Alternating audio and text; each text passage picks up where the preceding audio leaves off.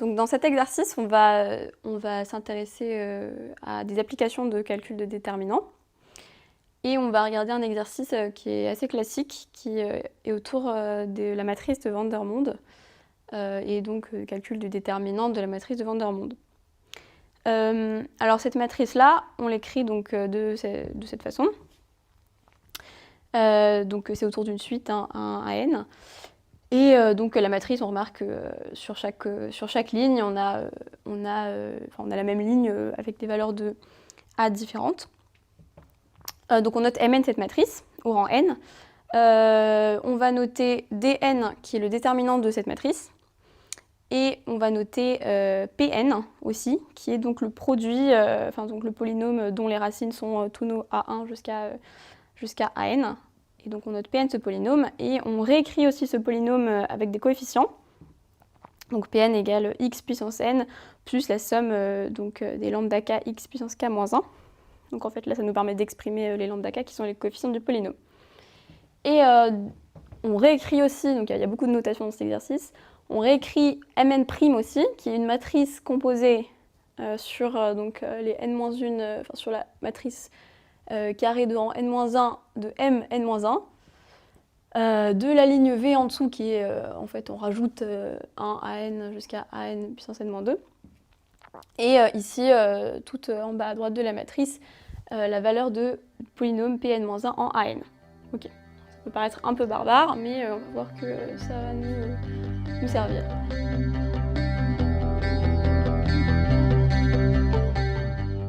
Et donc dans un premier temps, on va montrer que Dn, qui, on le rappelle, le déterminant de la matrice Mn, c'est aussi le déterminant de la matrice Mn'. Et donc pour ça, on va commencer à écrire notre déterminant. Donc on rappelle que Dn, on l'a noté comme le déterminant de Mn. Et Mn, c'est notre matrice de Vandermonde ici. Alors là, évidemment, si on laisse notre matrice comme ça va être un peu compliqué à calculer. Qu'est-ce qu'on peut se dire? On peut regarder, effectivement, on observe que on peut utiliser l'expression de Pn ici, qui est composée donc de x puissance n plus une somme de coefficients x puissance k. Et on pourrait se dire, on peut opérer donc sur les lignes et les colonnes, on rappelle, pour calculer les déterminants, et on pourrait faire, par exemple, Cn, donc notre colonne n, on pourrait lui appliquer Cn-, devient Cn plus, pardon, plus on pourrait appliquer l'ensemble des autres colonnes avec les coefficients lambda k qui correspondent à chaque fois. Et ça nous permettrait de retrouver Pn en fait. Et ça, on a le droit de le faire en suivant les opérations sur les déterminants. Donc par exemple, si de Cn, on passe à Cn plus la somme des k égale à 1 jusqu'à n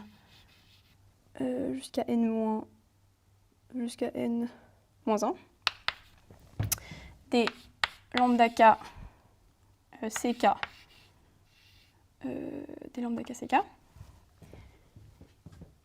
on se retrouve avec, sur notre dernière colonne, par exemple si on prend la première ligne, on a an à 1 puissance n-1, plus la somme k égale 1 jusqu'à n-1 des lambda k à 1 puissance k-1. Et donc en fait, on se retrouve avec dn égale, du coup, si on l'écrit ici, on l'écrit sous cette forme.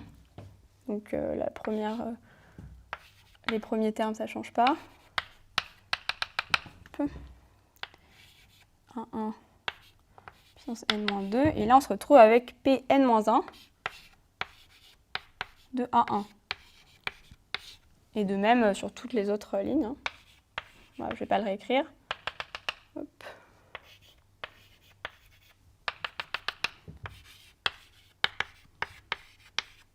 Etc. Et en dessous, Pn-1 de An. Et c'est là qu'on voit que c'est intéressant justement d'avoir la notation de notre polynôme Pn avec sous forme de produit, sous forme de somme, pardon, puisque ça nous permet directement d'appliquer ça en faisant des combinaisons linéaires sur notre déterminant. On se rend compte aussi maintenant, si on regarde de plus près quand même nos Pn-1, on te rappelle que Pn il est défini comme le polynôme qui va annuler tous nos 1 jusqu'à AN.